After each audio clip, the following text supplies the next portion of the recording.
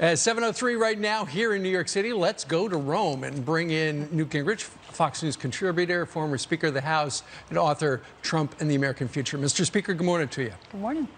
Good to be with you. You know, it was yesterday that we did the story that apparently the president of the Fraternal Order of Police in Chicago asked the president, please, the mayor here is inept, doesn't know what she's doing, send in the feds. According to John Roberts, as of last night, there were no plans to send further law enforcement from the federal level in across these communities. But, you know, the president's taking a lot of heat for doing just that because the mayors are going, we didn't ask for them, we don't need them.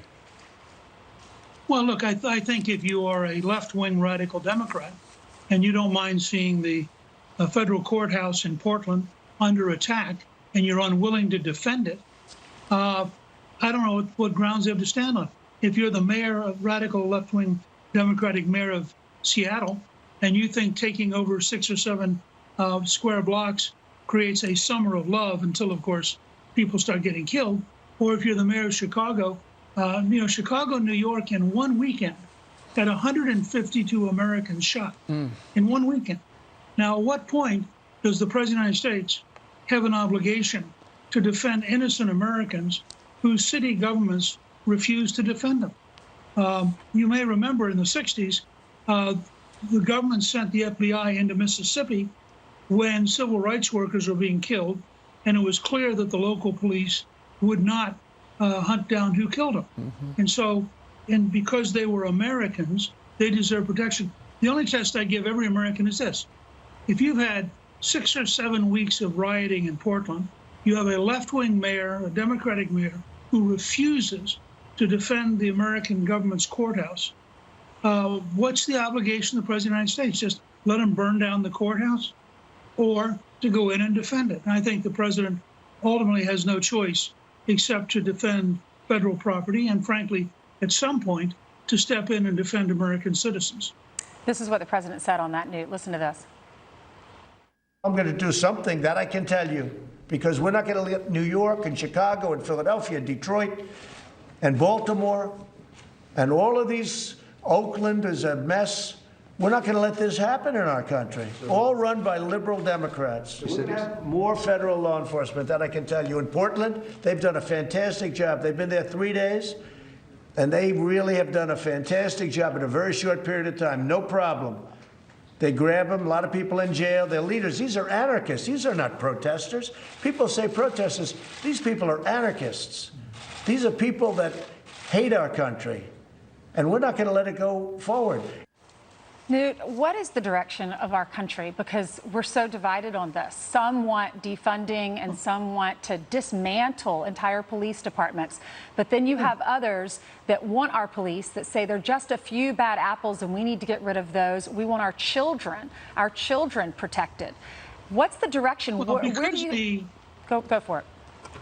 Well, because the propaganda media, New York Times, Washington Post, the big networks, because they're also rabidly left-wing now, it's very hard to get the truth about the American people. Pew did a poll about 2 weeks ago. 12% of the country wants to deeply defund the police. 14% of the country wants a little defunding, but not too much.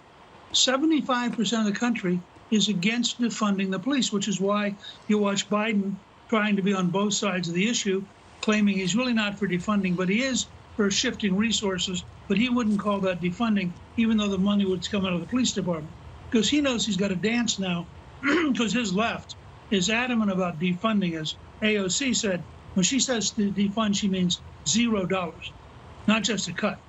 And so Biden's trying to ride both horses, which he won't be able to do. But the average American, the person who's not going to be on the Today Show, they're not going to be on Meet the Press. That average person looks at the riots in Seattle, the riots in Portland, the weekend murders in Chicago, 18 people murdered in one weekend. I know. And the average person says, I'd like to have safety. I'd like to have calm. Well, in the last time we had this left-wing revolutionary cycle, the late 60s, early 70s, with 2,500 bombings, it ended because people got put in jail. It didn't end because we all sang Kumbaya. It ended because the federal government methodically hunted down the people who were breaking the law and lock them up.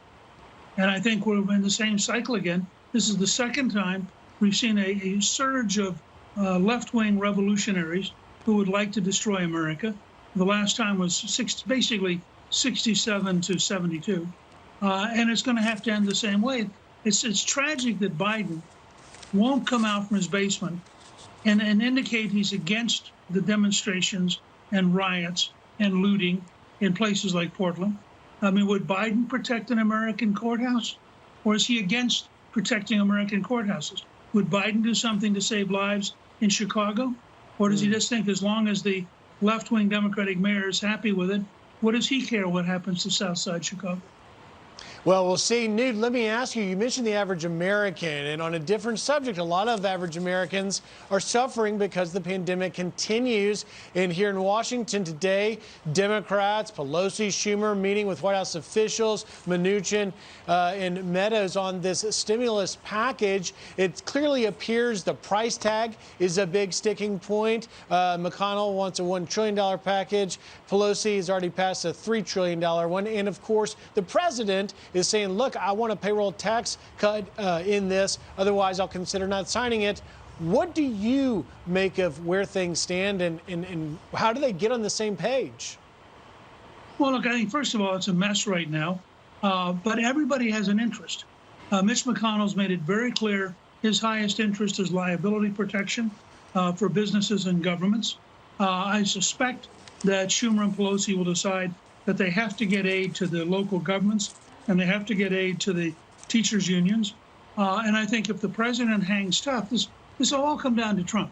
If Trump hangs tough and says, I need a payroll tax cut, which I personally very strongly favor, and which can be covered by exactly the same indebtedness we're covering everything else. So those people who worry about the trust fund, you can put money in the trust fund from general debt. You don't have to do it just through the payroll tax. Nothing will help small business more than a payroll tax cut. A one-year holiday on the payroll tax would make virtually every small business in America dramatically stronger and healthier, would increase the number of people they could hire, and is a major step towards getting us back to recovery. Yeah. The other thing I'd point out is, look what the teachers' unions are demanding in order to go back to school. Not concerned about the children, not concerned about the virus. They have all sorts of political demands that make no sense, including defunding the police, that make no sense at all, except for left-wing activists who now run the teachers' unions. Without a doubt, and this legislation would be to combat the effects of the coronavirus. No doubt, Newt, there are a million topics that American voters will decide on in 104 days when we go to the polls. But nonetheless, the number one by a mile is the coronavirus and how it's impacting every facet of American life. Tonight, the president is going to restart his coronavirus briefings at the White House. Some advisors had told him to pull the plug on him, thought they went too long. He was trying to beat up reporters, stuff like that.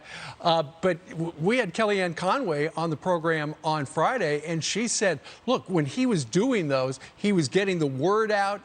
He looked like he was taking the initiative, and he seemed engaged in it. Do you think it's a good idea that he does that the day after he announced that wearing a mask was patriotic?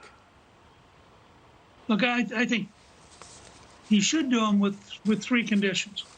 I hope he will, in fact, wear a mask. I mean, if it was just a one-time gimmick, it's going to backfire. But if he will take seriously what he said, patriotism involves protecting your neighbors and your friends. Right. Wearing a mask is appropriate. And I think if he will himself wear a mask, that will do as much as any single thing to send a signal to the country he's serious. Second, these ought to be very short briefings. His part of it ought to be 15 to 20 minutes. He ought to get off stage. And third, and he's got great things, by the way. The breakthroughs on the vaccines are unbelievable, would only occur because of Trump, because he cut through all the federal red tape. We may have 2 or 3 vaccines by late this fall. So he's got good news to tell people. You ought to give them the good news, get on stage, let people then talk to the CEOs of the companies and to public health officials, not Trump, and he should take no questions. This president cannot help himself. If he opens it up to questions, he's going to get in a running brawl with reporters who hate him. I mean, it makes, Reagan would have understood this. It makes no sense to let people who hate you get equal time on national television. And he ought to say, here's what I have to say to the American people. Here's some great people you can ask substantive questions to. See you later.